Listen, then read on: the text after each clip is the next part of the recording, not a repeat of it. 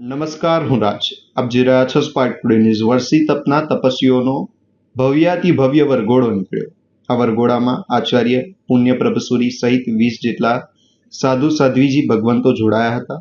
જૈન ધર્મ જપ તપ અને વ્રતનો ધર્મ છે. જૈનોના પ્રથમ તીર્થંકર ઋષભદેવ ભગવાનને દીક્ષા લીધા પછી 400 દિવસ ગોચરી ન મળવાથી નકોરા ઉપવાસ કરવા પડ્યા હતા. તેથી જૈનો આ 13 મહિના અને 13 દિવસનું વર્ષી તપ કરે છે ને આખા વર્ષ દરમિયાન કરવાનું હોવાથી તેને વર્ષી તપ કહેવામાં આવે છે. ભગવાનને શ્રેયાસ કુમારે હસ્તિનાપુરમાં શેરડીના રસથી પારણું કરાવ્યું હતું. તેથી એ પરંપરા મુજબ આવતીકાલે બધા તપસ્વીઓ શેરડીના રસથી પારણું કરશે. આ વર્ષી તપના આજના છેલ્લા દિવસે નગરના રાજમાર્ગો ઉપર હાથી ઘોડા બગી બેન્ડ બાજા સાથે ભવ્યાતિ ભવ્ય વરઘોડો નીકળ્યો હતો એમ રામસુરી આરાધના ભવનના ટ્રસ્ટી હસમુખભાઈ શાહે જણાવ્યું હતું. દરમિયાનમાં આજની તપસ્વીઓના વરઘોડાના લાભાર્થી નિર્મળાબેન મનસુખભાઈ શાહ પરિવારના મોભી મહેશભાઈ શાહે જણાવ્યું હતું કે આજે સાધુ સાધ્વીજી ભગવંતો સહિતના 126 તપસ્વીઓ આ વર્ષી તપના વરઘોડામાં જોડાયા હતા. સવારે નિર્ધારિત સમય કરતા 1 કલાક મોડો નીકળેલ વરઘોડો કે જેને નગરજનોમાં ભારે આકર્ષણ જમાવ્યું હતું. સવારે રામસુરી આરાધના ભવન સુભાનપુરાથી રંગે ચંગે વરઘોડો હાથી ઘોડા પાલકી ભગવાનનો ચાંદીનો રથ તથા 46 બગીઓ નાસિકના ઢોલ પંજાબી ભાંગડા સાઉથ બેન્ડના સથવારે તપસ્વીઓ બિરાજમાન થયા હતા. જે Nayara petrol pump Ellora park થઈ ઝાંસી કી રાની સર્કલ તે વરઘોડો પરત ફર્યો હતો એમ કૃપેશભાઈ આશાભાઈ શાહે જણાવ્યું હતું. આજના તપસ્વીઓના વરઘોડામાં હર્ષદ દર્શન સુરી ધર્મ દર્શન સુરી પુણ્ય રક્ષિત સુરી તથા સાધ્વી ભવ્ય રત્નાશ્રીજી સહિત સાધ્વીજી ભગવંતો પણ મોટી સંખ્યામાં જોડાયા હતા. વરઘોડો પૂરો થયા બાદ આચાર્ય ભગવંતોના પ્રવચન યોજાયા હતા એમ જૈન અગ્રણી દીપક શાહે જણાવ્યું હતું.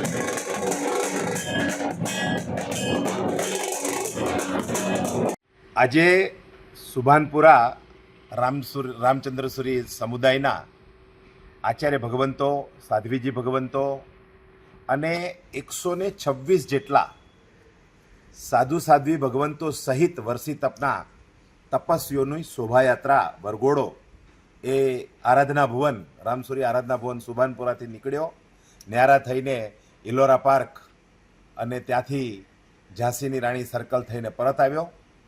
આચાર્ય ભગવંતો સાધ્વીજી ભગવંતોની નિશ્રામાં ખૂબ રંગે ચંગે આખો વરઘોડો નીકળ્યો.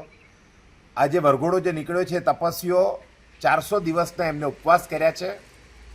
આને વરસી તપનો વરઘોડો કહેવાય છે. વરસી તપ એટલે 13 મહિના ને 13 દિવસનું તપ.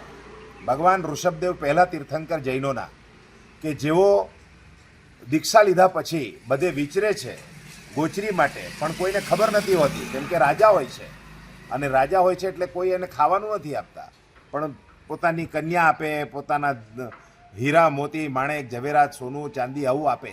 પણ ભગવાનને તો આ બધી જરૂર નથી, પણ છતાંય એમનું મૌન હતું એટલે ક્યાંય એ ગોચરી મળી નહીં 400 દિવસ.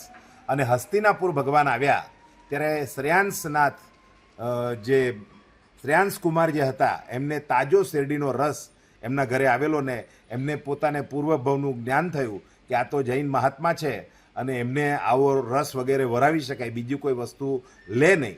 એટલે ભગવાનને 108 ઘડા આવી રીતે હાથની અંદર વરાવીને પારણું કરાવે છે. અને એટલા માટે આજની તારીખે એ જ પરંપરા પ્રમાણે આવતીકાલે આજે આ શોભાયાત્રા બધા તપસ્વીઓનો વરઘોડો નીકળ્યો અને આવતીકાલે આની જે તપસ્વીઓ છે એના પારણા યોજાશે. ઇક્ષુ રસથી એટલે કે શેરડીના રસથી એમને પારણું કરવાનું હોય છે. પારણું પણ એક જ વાર એક જ બેઠક પર બેસીને જેટલો શેરડીનો રસ પીવો એટલો પીવાનો, પછી ઠામ 24 એટલે કે 24 કલાક બીજું કંઈ ન લેવાનું. આ પ્રકારના પારણા આવતીકાલે પણ અહીંયા યોજાશે.